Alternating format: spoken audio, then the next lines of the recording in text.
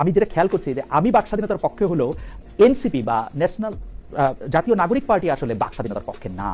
এইটার কারণ কি বলে আমি মনে করি, আপনি মনে করেন কেন? মানে আপনি চাইলে আমি উদাহরণটাও দিতে পারি যে আমরা কয়েকদিন আগে দেখেছি যে গাজী সালাউদ্দিন তানভীরকে তার একটা ফেসবুক স্ট্যাটাস দেওয়ার জন্য শোকজ করা হয়েছে, এবং অনেক এনসিপির নেতা নেত্রীদের মুখে আমি শুনেছি যে তিনি একটি খুবই গর্হিত কাজ করেছেন। এটা কারণটা কি? মানে ওই স্ট্যাটাসটাকে কেন একটা গর্হিত কাজ বলে ধরা হচ্ছে?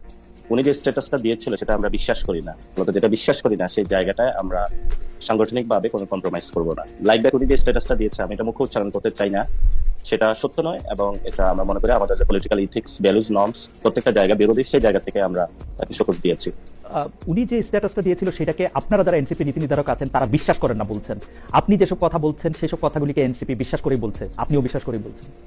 না, আমার সব কথা আমিও বিশ্বাস করি যে এমন না। না, আমার সব কথা আমিও বিশ্বাস করি যে এমন না।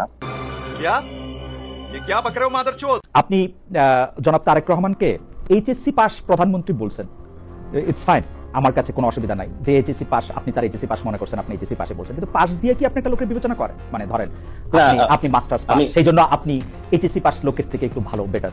আপনি বাচ্চাদেরকে কেন হলো গালি দিলেন বাচ্চা বলে? মানে যেই পোলাপানগুলা ক্লাস 10 ছিল অথবা ইন্টারে ছিল সেই পোলাপানগুলা অভ্যুত্থানের সময় হলো বুঝেই তো ফেসিবাদের বিরুদ্ধে। কে গালি দিয়েছে বলে? শিক্ষামন্ত্রী দিয়েছে। ওকে, আপনি কথাটা একটু মনে রাখেন যে শিক্ষামন্ত্রী দিয়েছে। ওকে জি, অবশ্যই। ওকে, শিক্ষামন্ত্রী দিয়েছে, ক্যাবিনেটে আছে, তো শিক্ষামন্ত্রী তো যার ক্যাবিনেটে আছে তাকে আপনি এইচএসসি পাস বলে কি এই গালিটা জবাব দেওয়া হলো? না, এই গালি তো মানে শিক্ষার্থীদেরকে যখন কথাটা বলা, আমি কিন্তু ওনাকে গালি দিতে চাই নাই। যে হলো এইচএসসি পাস, ওনার যদি বোধ সম্পূর্ণ থাকতো তাহলে উনি ওই বিষয়টা হলো রিয়ালাইজ। না, এটা শুধু পাশের কি সম্পর্ক? এটা শুধু পাশের কি সম্পর্ক?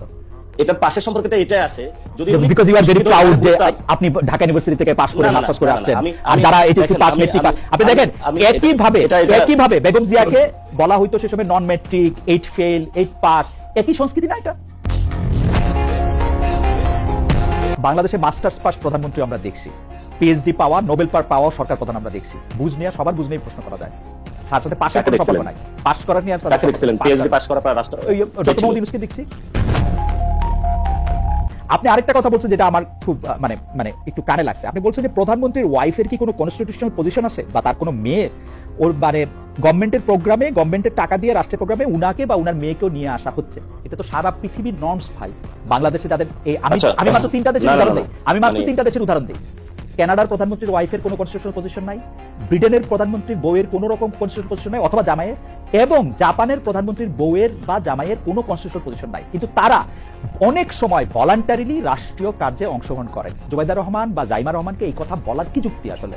আমি এই কথাটা বলেছিলাম যে সাধারণত অন্য দেশের হলো একটা হলো কনস্টিটিউশনাল জায়গা থেকে ফার্স্ট লেডি, না সেটা শুধু প্রেসিডেন্সিয়াল শাসনের ক্ষেত্রে, আর কোথাও ফার্স্ট লেডি থাকে প্রেসিডেন্সিয়াল, শুধু প্রেসিডেন্ট, কিন্তু অথবা রাষ্ট্রীয় কোন জায়গায় অনেকে কনস্টিটিউশনাল পদে তাদেরকে নিয়ে আসে। অথবা আমি কানাডা, ব্রিটেন এবং জাপানের উদাহরণ দিলাম, তাদের কাছে কেউ কনস্টিটিউশনাল পোস্টে নাই, ইউরোপের কোথাও নাই। আমি জার্মানিতে ছিলাম, চ্যান্সেলরের বইরও নাই। সেখানে ম্যাকটার্নের ওয়াইফ কোন রাষ্ট্রীয় ইনস্টিটিউশনে গিয়েছে আমাকে একটু দেখাবেন। অনেক কিছু তিনি বলে ভলান্টারিলি। আপনি টনি ব্লেয়ার বলে ব্রিটেনের একজন প্রধানমন্ত্রী ছিলেন, তার স্ত্রীকে আপনি চেনেন? তার স্ত্রীর নামটা মনে আছে? হ্যাঁ, তিনি পরবর্তীতে সবকিছু হয়েছে। আপনি একজন ডাক্তার, আমাদের হেলথ সেক্টর ধ্বংস হয়ে গেছে, আপনি সেখানে গিয়ে কাজ করেন, নো প্রবলেম। আমি যখন গিয়ে দেখি ঢাকা মেডিকেলে ওয়াশরুমে হলো গন্ধ আসতেছে, তো আপনি সেই ওয়াশরুমে যান। বাংলাদেশের ক্ষেত্রে কি হয়, ধরেন প্রধানমন্ত্রীর লাইন আপটা পরবর্তীতে ঠিক করা হয়, অর্থাৎ অমুক ফ্যামিলির কে পরবর্তীতে প্রধানমন্ত্রী হবে, এরপরে কি হবে। তো যেই সরকারি 5 বছর সরকারে থাকে, দেখা গেছে উনি হলো এটার মধ্যে হলো স্পন্সরিং করার চেষ্টা করা হয়। আমি আপনার কথা জায়গাটা এই সংস্কৃতিটা বাংলাদেশে বাদ দেওয়া উচিত। আমি যাইতে পারি সিটিজেন, কিন্তু প্রায়োরিটি বেসিসে না ঢাকা মেডিকেলে যাওয়া উচিত। আমি মনে করি যে আপনার বক্তব্যটায় আপনার এই পয়েন্ট তোলা, আপনার যুক্তি আমি পুরোটাই বুঝতে পারছি, কিন্তু একই রকম পয়েন্ট বা যুক্তি যাকে আপনি আমাদের সরকার বলতেছিলেন একই বক্তব্যে, অর্থাৎ অন্তর্বর্তীকালীন সরকার, সেই ডক্টর ইউনূস যখন তার মেয়েকে নিয়ে অন্তত বেশ কয়েকবার রাষ্ট্রীয় অনুষ্ঠানে গেলেন, বিদেশে গেলেন, জাতিসংঘে গেলেন, 11টা সফরের মধ্যে অর্ধেকের মধ্যে গেলেন, তখন আপনি এই প্রশ্ন তুলছিলেন যে who is she to accompany mister Yunus?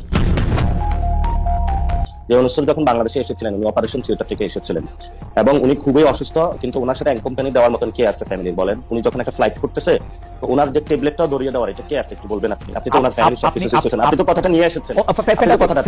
তাহলে বিদেশে যাইতে সময় ওনার ফ্যামিলির কারো ওনার সঙ্গে থাকতে হইতো, সেজন্য উনি বিদেশে গেছেন। মানে আপনি তো জানেন উনি অসুস্থ, এবং ওনার সাথে খেয়াল করছেন বাংলাদেশেও বিভিন্ন রাষ্ট্রীয় অনুষ্ঠানে তার মেয়ে উপস্থিত ছিল, আপনি খেয়াল করেছেন কিনা?